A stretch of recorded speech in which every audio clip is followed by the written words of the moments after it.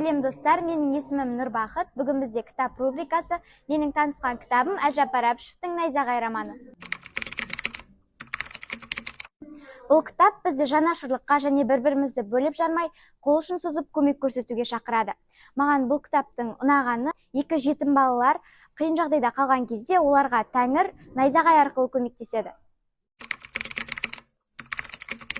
Кейіпкерлер, басты кейіпкерлер, яғни Мәди және екі жетім бала Сапар мен Иман. Мен өзімнің құрдастарыма осы Әлжаппар Әбішевтің Найзағай романын оқуға ұсынар едім. Кітап оқу менің ойымды дамытты десем де болады. Кітап оқу менің жанымды тыныштыққа әкеледі. Телефонға үңілген менің ойымша зиян секілді.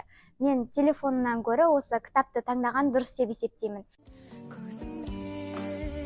Бірге кітап оқиық. Бізбен бірге болғандарыңызға рахмет. Ахмет Штақталова.